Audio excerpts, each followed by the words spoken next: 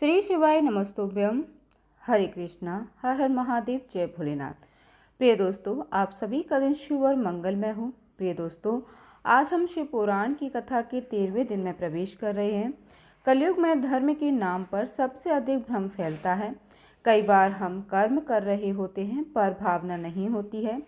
कभी पूजा करते हैं तो भीतर कभी न विश्वास होता है न शांति। और शिव पुराण इन भटके कदमों को ही दिशा देता है। यह केवल देवताओं की कथा नहीं बल्कि हमें बताता है कि धर्म क्या है और धर्म की आड़ में चलने वाला दिखावा क्या है।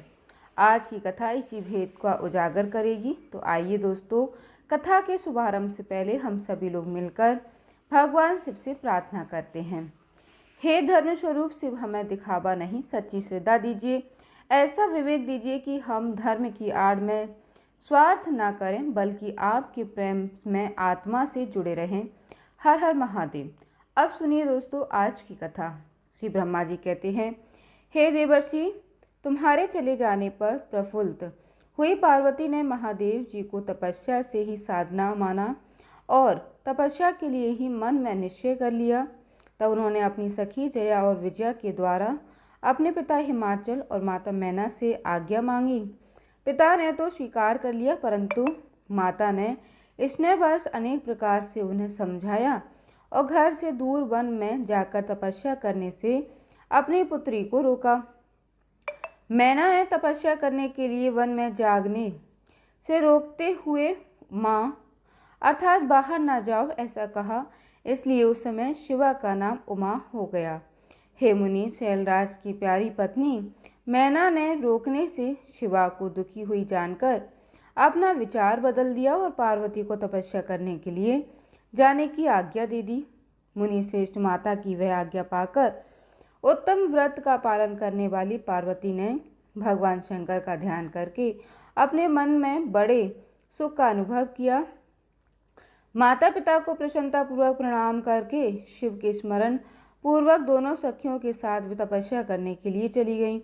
अनेक प्रकार के प्रिय वस्त्रों का परित्याग करके पार्वती जी ने कटी प्रदेश में सुंदर मूंज मेखला बांधकर शीघ्र ही वल्कल धारण कर लिए। हार का परिहार करके उत्तम मृग चर्म को गले से लगाया। तत्पश्चात वे तपस्या करने के लिए गंगावतरण अर्थात गंगोत्री तीर्थ की ओर चल दी, जहाँ ध्यान लगाते हुए भगवान शंकर ने कामदेव को दग्ध किया था। हिमालय का वह शिखर गंगा अवतरण के नाम से प्रसिद्ध है। वहीं परम उत्तम संगीत तीर्थ में पार्वती जी ने तपस्या प्रारंभ कर दी। गौरी के तप करने से ही उनका नाम गौरी शिखर हुआ। हे मुनि, शिवा ने अपने तप की परीक्षा करने के लिए वहां बहुत से सुंदर और पवित्र वृक्ष लगाए जो कि फल देने वाले थे।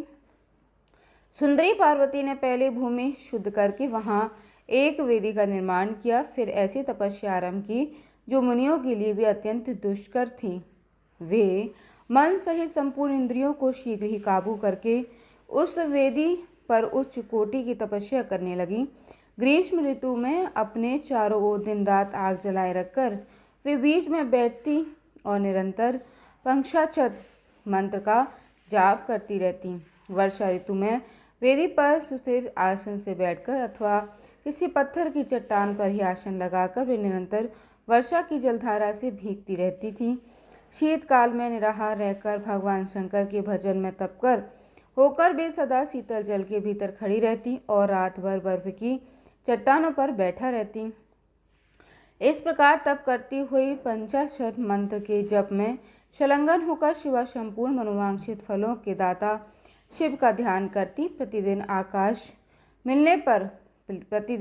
अवकाश मिलने पर वे सखियों के साथ अपने लगाए हुए वृक्षों को प्रसन्नतापूर्वक सींचती और वहां पधारे हुए अतिथि का आतिथ्य सत्कार भी किया करती।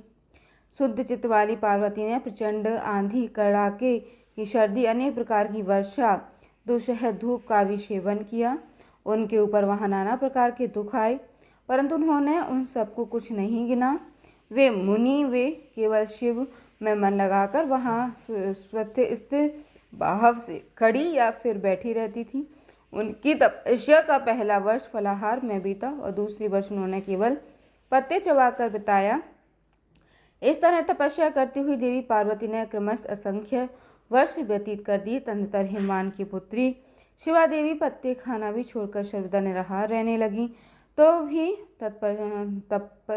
तपश्चर्या में उनका अनुराग बढ़ता ही गया। हिमाचल पुत्री शिवा ने भोजन के लिए पत्तों का भी परित्याग कर दिया, इसलिए देवताओं ने उनका नाम अपर्णा रख दिया। इसके बाद पार्वती भगवान शिव के स्मरण पूर्वक एक पैर से खड़ी होकर पंचाक्षर मंत्र का जप करती हुई बड़ी भारी तपस्या करने लगी। उनके अंग चीर और वल कल से ढके थे, वे मस्तक पर जटाओं का समूह धारण किए रहती थी। इस प्रकार शिव के चिंतन में लगी हुई पार्वती ने अपनी तपस्या के द्वारा मुनियों को जीत लिया।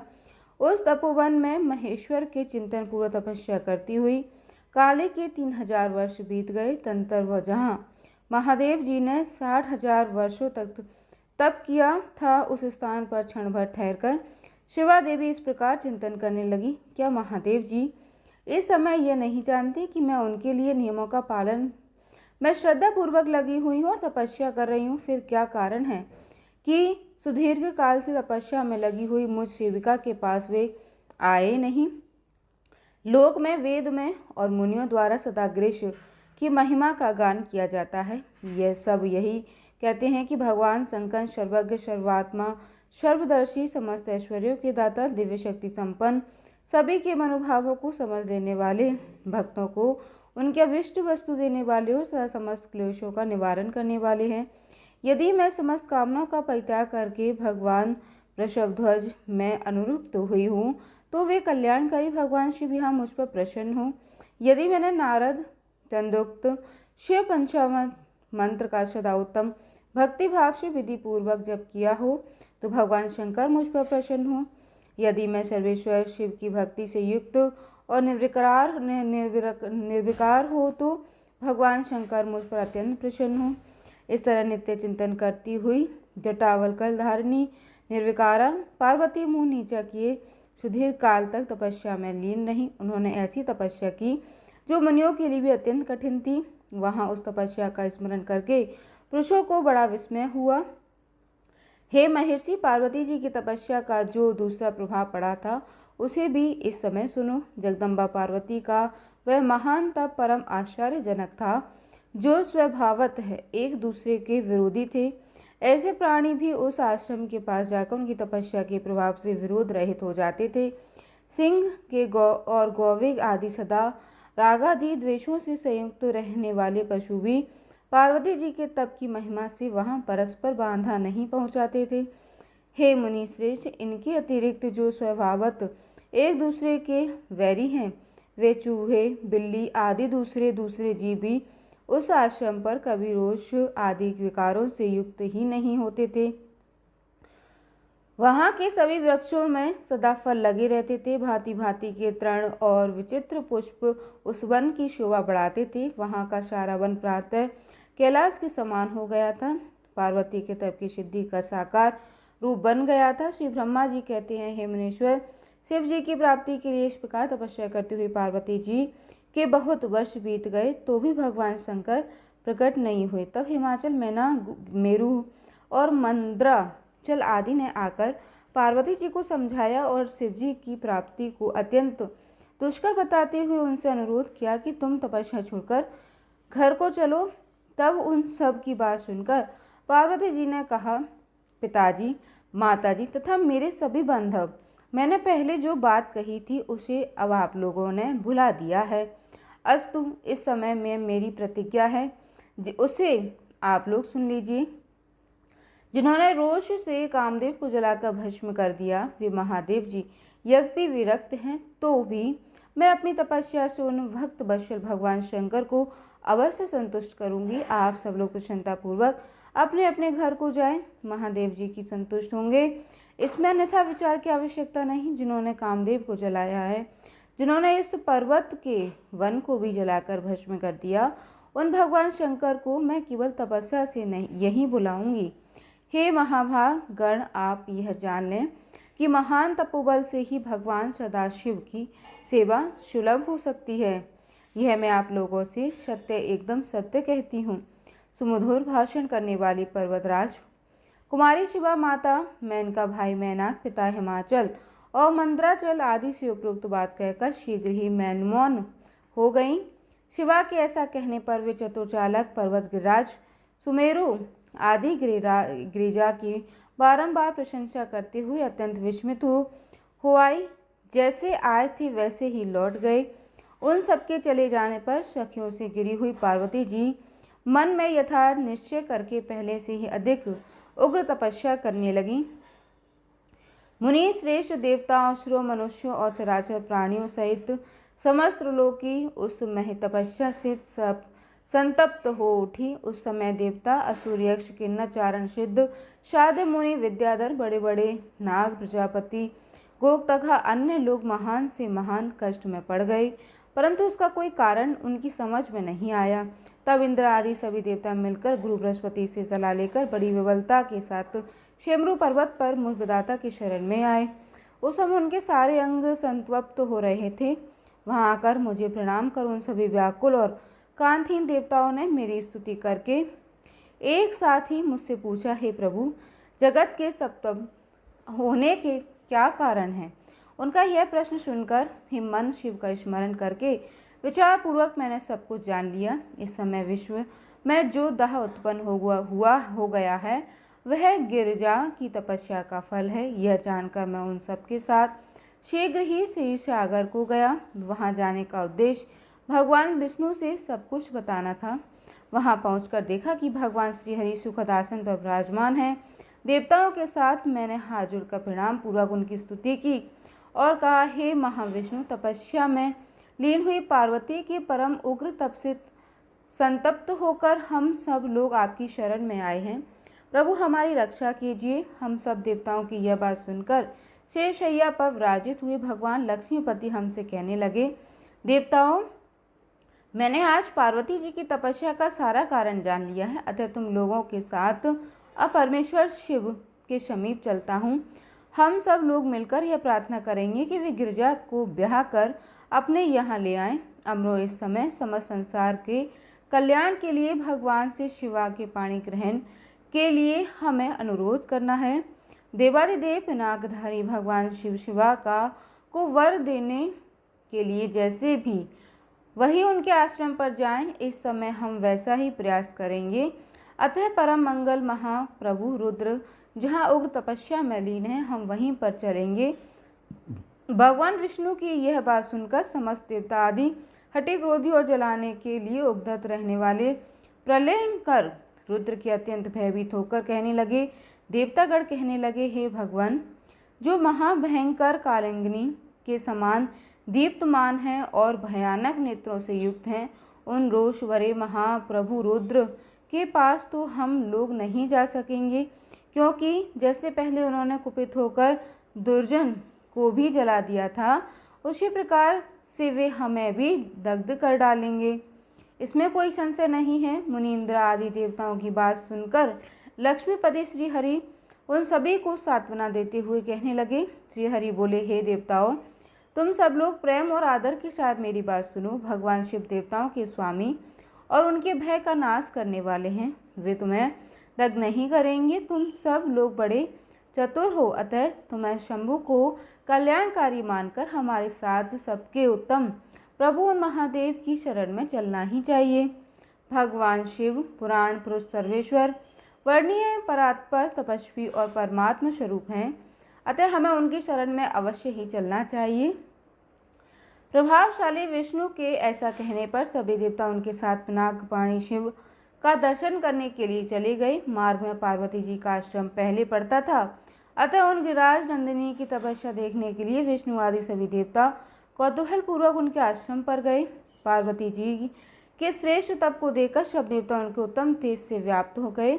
उन्होंने तपस्या में लीन हुई उन तेजोमयी जगदम्बा को नमस्कार किया और साक्षात क्षिति स्वरूपा शिवा देवी के तप की भूरी भूरी प्रशंसा करते हुए वे सब के सब देवता उस स्थान पर गए जहाँ भगवान ऋषभध्वज विराजमान थे।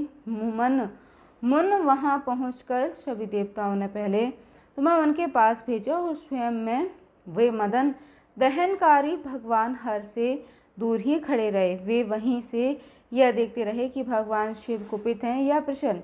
नारद, तुम तो सदा निर्भय रहने वाले और विशेषता शिव जी के भक्त हो, अतः तुमने भगवान शिव के स्थान पर जाकर उन्हें सर्वदा प्रसन्न देखा।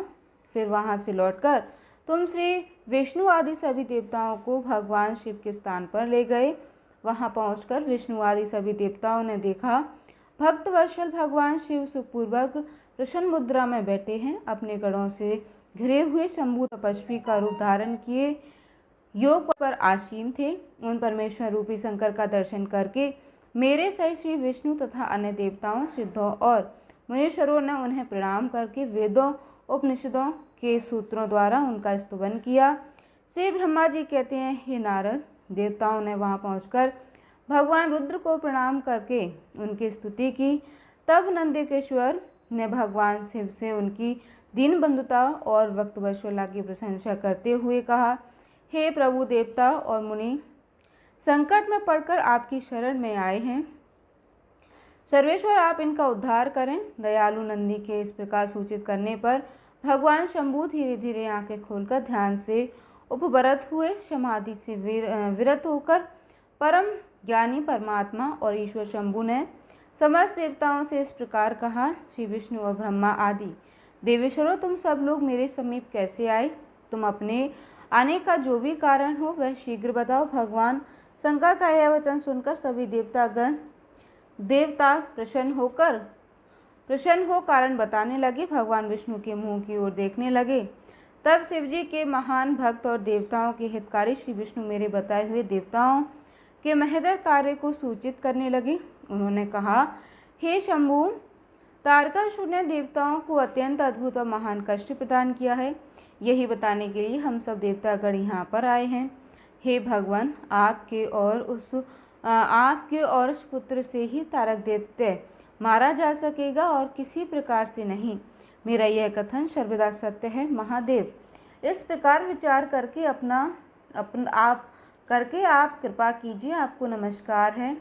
हे स्वामिन, तारकासुर के द्वारा उपस्थित किए गए इस कष्ट से आप देवताओं का उद्धार कीजिए। देव, हे शंभु, आप दाहिने हाथ से गिरिजा का पानी ग्रहण कीजिए।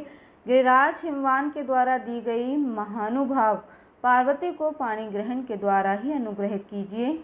श्री विष्णु का यह वचन सुनकर योगपरायण भगवान शिव ने उन सबको उत्तम गति का दर्शन कराते हुए इस प्रकार कहा, हे देवतागणों, जो ही मैंने सर्वांग सुंदरी गिरिजा देवी को स्वीकार किया, त्यों ही समस्त सुरेश्वर तथा ऋषि मुनि सकाम हो जाएंगे और फिर तो वे परमार्थ पद पर चलने में समर्थ भी नहीं हो सकेंगे।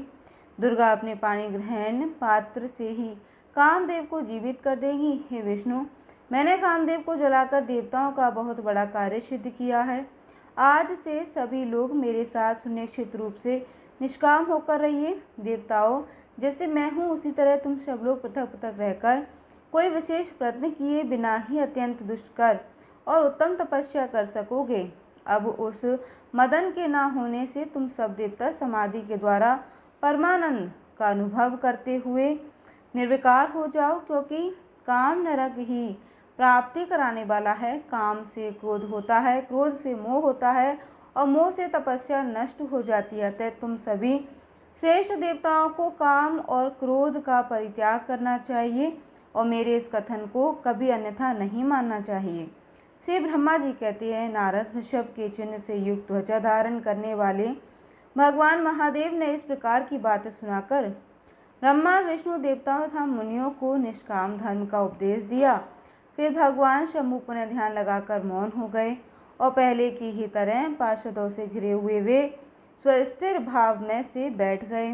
वे अपने मन में ही स्वयं आत्मशूप, निरंजन, निराभास, निर्विकार, निरामय, परात्पर, नित्य ममता रहित, निर्विग्रह, शब्दातीत, निर्गुण, ज्ञान गम्य और प्रकृति से परे परमात्मा का चिंतन करने लगे। इस प्रकार परम स्वरूप का चिंतन करते हुए विध्यान से स्थित हो गए। बहुत से प्राणियों की सृष्टि करने वाले भगवान शिव का ध्यान करते करते ही परमानंद में निमग्न हो गए। श्री हरि और इंद्र आदि देवताओं ने जब परमेश्वर शिव को ध्यान मग्न देखा तो उन्होंने नंदी की सम्मति ली। नंदी ने पुनः दीन भाव से स्तुति करने के लिए कहा। उनकी इस स्मृति के अनुसार गण स्तुति करने लगे, हे देवादिदेव महादेव, हे करुणा सागर प्रभु, हम आपकी शरण में आए हैं, आप महान क्लेश से हमारा उद्धार कीजिए। प्रभु श्री ब्रह्मा जी कहते हैं, नारद, इस प्रकार बहुत दीनतापूर्ण उक्ति से देवताओं ने भगवान शंकर की स्तुति की। इसके बाद वे सब देवता प्रेम से व्याकुल चित्त होकर उच्च स्वर से फूट फूट कर रोने लगे। मेरे साथ भगवान श्री हरि उत्तम भक्ति भाव से युक्त होकर मन ही मन भगवान शंभु का स्मरण करते हुए अत्यंत दीनतापूर्ण वाणी द्वारा उनसे अपना अभिप्राय निवेदन करने लगे। देवताओं के मेरे तथा श्री हरि के इस प्रकार बहुत स्तुति करने पर भगवान महेश्वर अपनी भक्त वत्सलता का कारण ध्यान से व्रत हुए। उनका मन अत्यंत प्रसन्न था। वे भक्त वत्सल शंकर श्री हरि आदि को करुणा दृष्टि से देखकर उनका हर्ष बढ़ाते हुए बोले, हे विष्णु, हे ब्राह्मण तथा इंद्र आदि समस्त देवतागणों, तुम सब लोग एक साथ यहाँ किस अभिप्राय से आए हो? मेरे सामने सच सच बताओ। श्री हरि कहने लगे, हे महेश्वर, आप सर्वज्ञ हैं, सबके अंतर्यामी ईश्वर हैं। क्या आप हमारे मन की बात नहीं जानते? अवश्य जानते हैं।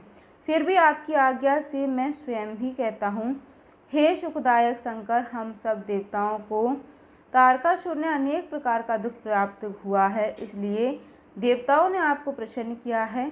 आपके लिए उन्होंने गिरिराज हिमालय से शिवा की उत्पत्ति कराई।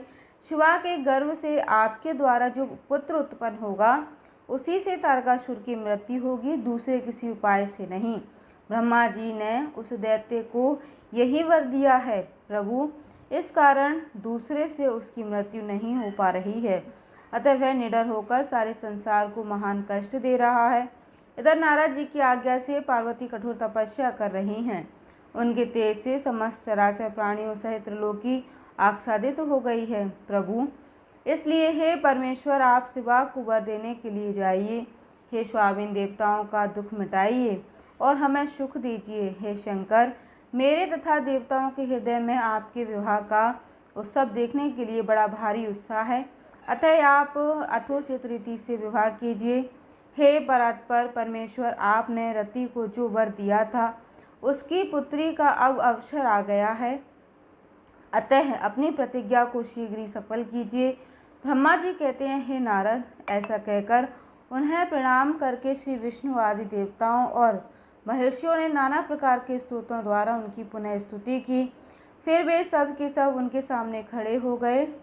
भक्तों के अधीन रहने वाले भगवान शंकर भी, जो वेद मर्यादा के रक्षक हैं, देवताओं की बात सुनकर हंसकर बोले, हे हरे, हे विधे और हे देवताओं, तुम सब लोग आदर पूर्वक सुनो। मैं यथाचित विशेषत विवेकपूर्ण बात कह रहा हूँ। विवाह करना मनुष्यों के लिए उचित कार्य नहीं है, क्योंकि विवाह दृढ़ता पूर्वक बांध रखने वाली एक बहुत बड़ी बेड़ी है। जगत में बहुत से कुसंग हैं, परंतु स्त्री का संग उन सबसे बढ़कर कुसंग है। मनुष्य सारे बंधनों से मुक्ति पा सकता है, परंतु स्त्री प्रसंग रूपी बंधन से वह मुक्ति नहीं पाता। लोहे और काठ की बनी हुई बेड़ियों से दृढ़ता पूर्वक बांधा हुआ पुरुष भी एक दिन उस कैद से छुटकारा पा जाता है, परंतु स्त्री पुत्र आदि के बंधन से बंधा हुआ मनुष्य कभी छूट नहीं पाता। महान बंधन में डालने वाले विषय सदा बढ़ते ही जाते हैं। जिसका मन विषयों के वशीभूत हो गया, उसके लिए मोक्ष स्वप्न में भी दुर्लभ है। विद्वान पुरुष यदि सुख चाहता है तो वह विषयों को विधि पूर्वक त्याग दे। विषयों को विष के समान बताया गया है, जिनके द्वारा मनुष्य मारा जाता है। विषय के साथ वार्ता करने मात्र से मनुष्य क्षण भर में पापी हो जाता है।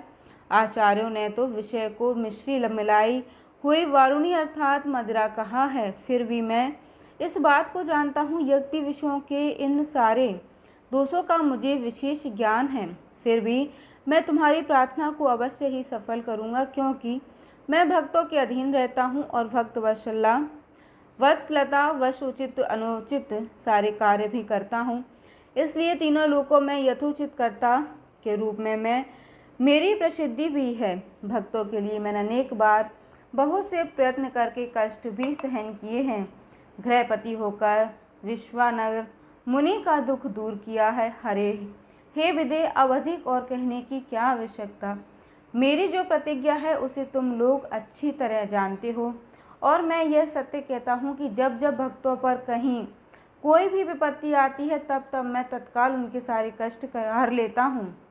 तारकासुर से तुम सब लोगों को जो दुख प्राप्त हुआ है उसे मैं जानता हूँ और उसका हरण मैं करूँगा।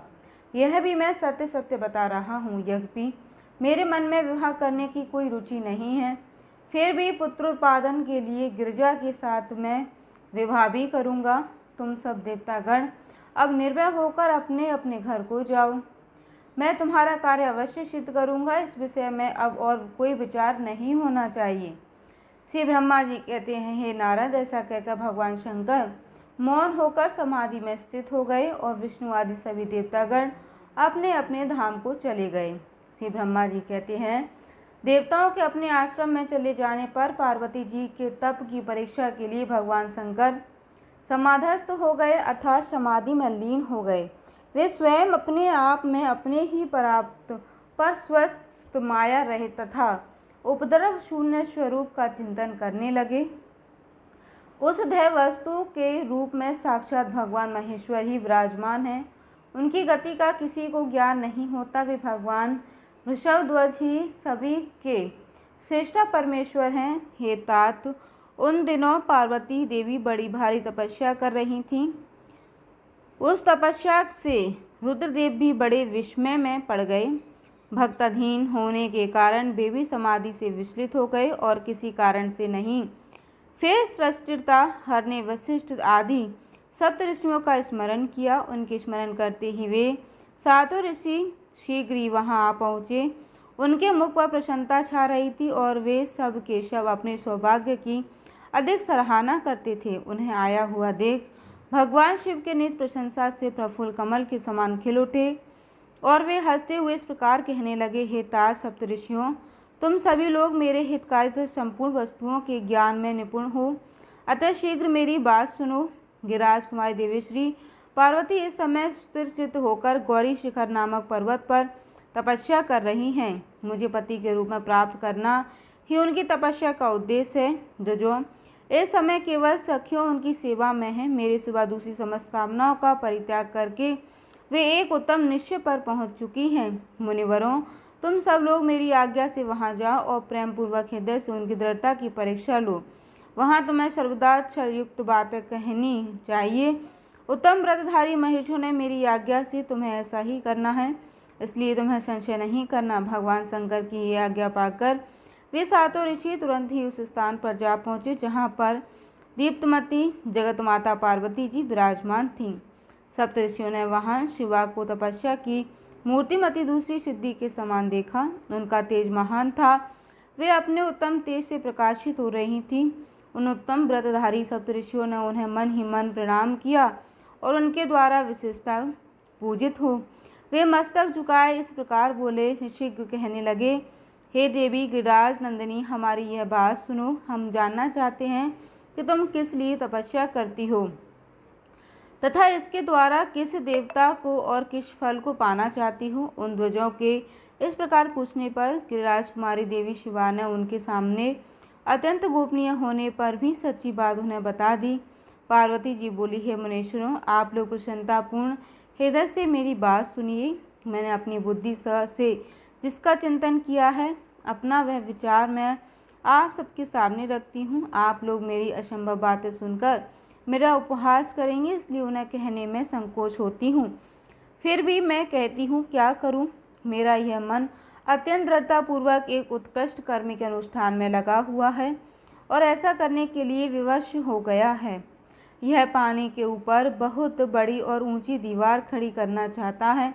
देवर्षि, आप उपदेश पाकर मैं भगवान रुद्र मेरे पति हो इस मनोरथ को मन में लिए अत्यंत कठोर तप कर रही हूँ। हे मुनिवरों, मेरा मन रूपी पक्षी बिना पंख के ही हठपूर्वक आकाश में उड़ रहा है।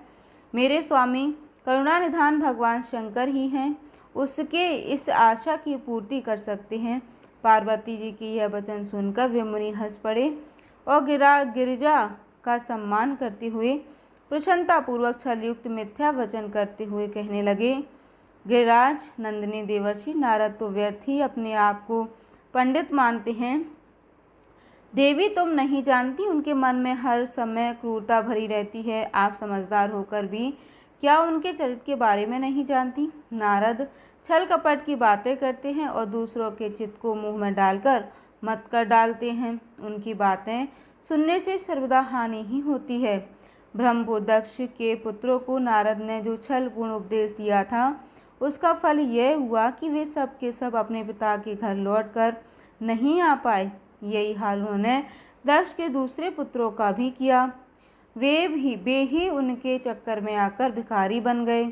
विद्याधर चित्रकेतु को तो उन्होंने ऐसा उपदेश दिया कि उसका तो घर ही उजड़ गया। और देखो, प्रहलाद को अपना चेला बनाकर उन्होंने हिरण्यकश्यप से बड़े बड़े दुख दिलवाए। यह सदा दूसरों की बुद्धि में भ्रम भेद का पैदा किया करते हैं। नारद मुनि कानों को पसंद आने वाली अपनी विद्या जिस को सुना देते हैं, देवी वही अपना घर छोड़कर तत्काल भीख मांगने लगता है। उनका मन में तो मलिन है, केवल शरीर ही सदा उज्जवल दिखाई देता है। हम उन्हें विशेष रूप से जानते हैं क्योंकि उनके साथ रहते हैं। उनका उपदेश पाकर बड़े बड़े विद्वानों द्वारा सम्मानित होने वाली तुम भी व्यर्थ ही बुलावे में आ गई और मूर्ख बनकर दुष्कर तपस्या करने लगी हो। हे देवी, हे बाले, तुम जिनके लिए यह भारी तपस्या करती हो, वे रुद्र सदा उदासीन, निर्विकार तथा काम के शत्रु हैं और इसमें कोई संशय नहीं। वे अमांगलिक वस्तुओं से युक्त शरीर धारण करते हैं। लज्जा को तिलांजलि से दे चुके हैं। उनका ना कहीं घर है ना द्वार है। वे किस कुल में उत्पन्न हुए हैं, इसका भी किसी को कोई पता नहीं। कुतिशत वेश धारण किए हुए भूतों तथा प्रेत आदि के साथ रहते हैं और नंग धड़ंग होकर शूल धारण किए रहते हैं। धूर्त नारद ने अपनी माया से तुम्हारे सारे विज्ञान को नष्ट कर दिया है। देवी युक्ति से तुम्हें मोह लिया और तुमसे तप करवाया। हे देवर्षि, हे गिरिराज नंदिनी, तुम ही विचार करो कि ऐसे वर को पाकर भला तुम्हें क्या सुख मिलेगा। और पहले रुद्र ने बुद्धि से खूब सोच विचार कर साध्वी सदी से विवाह किया, परंतु वे ऐसे मूड में हैं, कुछ दिन भी उनके साथ निभा नहीं सके। उस बेचारी को वैसे ही दोष होकर उन्होंने उसका त्याग कर दिया और स्वयं स्वतंत्र होकर अपने निष्कल और शोक रहित स्वरूप का ध्यान करते हुए उसी से मूर्खपूर्वक रम गए।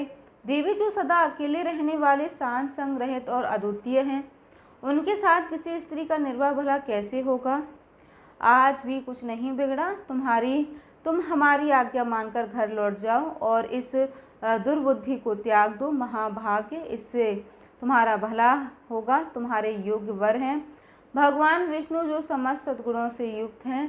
वे बैकुंठ में रहते हैं, लक्ष्मी जी के स्वामी हैं और नाना प्रकार की क्रीड़ाएं करने में कुशल भी हैं। उनके साथ हम तुम्हारा विवाह करा देंगे और वह विवाह तुम्हारे लिए समस्त सुखों को देने वाला होगा। पार्वती, तुम्हारा जो रुद्र के साथ विवाह करने का हठ है, ऐसे हठ को छोड़ दो और सुखी हो जाओ। श्री ब्रह्मा जी कहते हैं, हे नारद, उनकी ऐसी बात सुनकर जगदम्बिका पार्वती हंस पड़ी और पुनः उन ज्ञान विशारद मुनियों से बोली, मुनीश्वरों, आपने अपनी समझ से बिल्कुल ठीक कहा है, परंतु हे मुनीश्वरों, मेरा हठ भी छूटने वाला नहीं है। मेरा शरीर पर्वत से उत्पन्न होने के कारण मुझसे हमेशा स्वाभाविक कठोरता विद्यमान है। अपनी बुद्धि से ऐसा विचार कर आप लोग मुझे तपस्या करने से रोकने का कष्ट मत कीजिए। देवर्षि का उपदेश वाक्य मेरे लिए परम हितकारक है, इसलिए मैं उसे कभी नहीं छोड़ूंगी। वेदा भी यह मानते हैं कि गुरुजनों का वचन सदा हितकारक होता है, गुरुओं का वचन सत्य होता है। ऐसा जिनका दृढ़ विचार है, उन्हें इस लोक और परलोक में परम सुख की प्राप्ति होती है और दुख कभी नहीं होता। गुरुओं का वचन सत्य होता है, यह विचार जिनके हृदय में नहीं है, उन्हें इस लोक और परलोक में भी दुख ही प्राप्त होता है, सुख कभी नहीं मिलता। अतः हे द्विजों, गुरुओं के वचन का कभी किसी तरह भी त्याग नहीं करना चाहिए। यह अब मेरा घर बसे या उजड़ जाए, मुझे तो यही हट सदा सुख देने वाला है।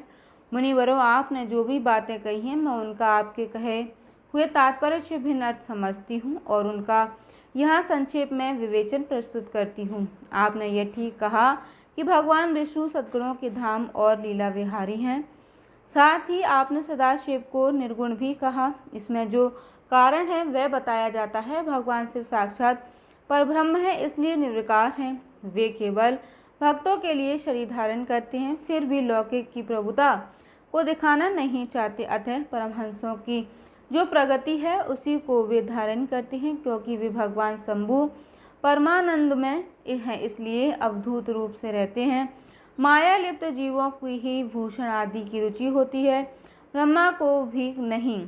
हे प्रभु गुणातीत अजन्मा माया रहित अलक्ष्य गति और विराट हैं। हे द्वजो भगवान शंभु किसी विशेष धर्म या जाति आदि का कारण किसी पर अनुग्रह नहीं करते। मैं गुरु की कृपा से ही शिव जी का यथार्थ रूप से जानती हूँ। महर्षियों, यदि शिव मेरे साथ विवाह नहीं करेंगे तो मैं सदा कुंवारी ही रह जाऊंगी, परंतु दूसरे के साथ विवाह कदापि नहीं करूंगी। और यह मैं एकदम सत्य कहती हूँ। यदि सूर्य पश्चिम दिशा में उगने लगे, मेरु पर्वत अपने स्थान से विचलित हो जाए, अग्निशीलता को अपना ले और कमल पर्वत शिखर की शिला के ऊपर खिलने लगे, तो भी मेरा यह हट कभी नहीं छूट सकता। यह मैं एकदम सत्य कहती हूँ। श्री ब्रह्मा जी कहते हैं, हे नारद, ऐसा वह कह उन मुनियों को प्रणाम करे। गिरिराज कुमारी पार्वती निर्विकार से शिव जी का स्मरण करती हुई मौन हो गई। इस प्रकार गिरिजा के उस उत्तम निश्चय को जानकर वे सप्तऋषि भी उनकी जय जयकार करने लगे और उन्होंने पार्वती जी को उत्तम आशीर्वाद दिया। हे मुनि, गिरिजा देवी की परीक्षा करने वाले वे सातों ऋषि उनको प्रणाम करके प्रसन्नचित होकर शीघ्र ही भगवान शिव के स्थान को चले गए। वहां पहुंचकर शिव जी को मस्तक नवाकर उनसे सारा वृत्तांत निवेदन करके उनकी आज्ञा लेकर वे पुनः सादर स्वर्गलोक को चले गए। श्री ब्रह्मा जी कहते हैं, हे नारद, उन सप्त ऋषियों के अपने लोक में चले जाने पर सुंदर लीला करने वाले साक्षात भगवान शंकर ने देवी के तप की परीक्षा लेने का विचार किया। वैसे तो मन ही मन में पार्वती जी से बहुत संतुष्ट थे। परीक्षा के ही बहाने पार्वती जी को देखने के लिए जटाधारी तपस्वी का रूप धारण करके भगवान शंभु उनके वन में चले गए।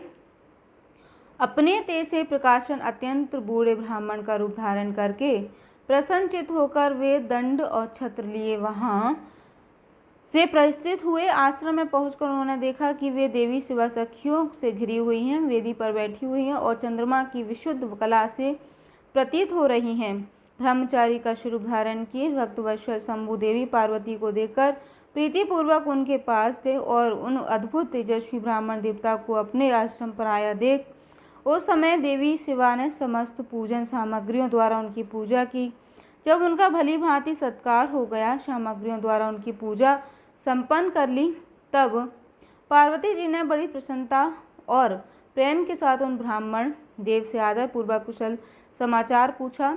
पार्वती जी कहने लगी, ब्रह्मचारी का स्वरूप धारण करके आए हुए आप कौन हैं और कहाँ से पधारे हैं? वेदवेताओं में श्रेष्ठ हैं विप्रर, आप अपने तेज से इस वन को प्रकाशित कर रहे हैं।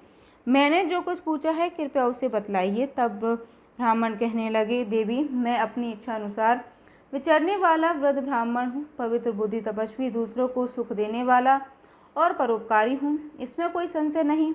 तुम कौन हो? तुम किसकी पुत्री हो और इस निर्जन वन में किसके लिए तपस्या कर रही हो, जो पंजे के बल पर खड़े होकर तप करने वाले मुनियों के लिए भी अत्यंत दुर्लभ है।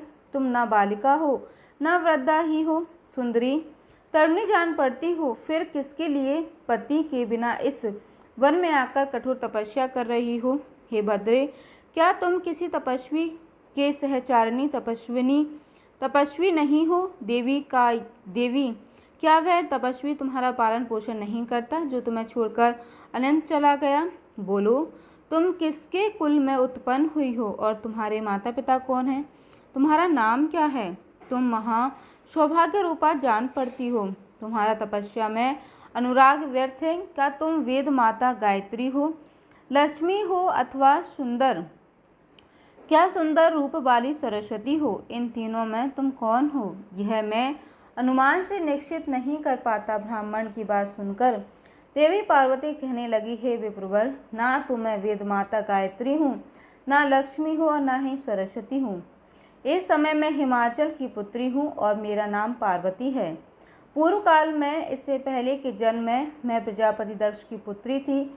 उस समय मेरा नाम सती था।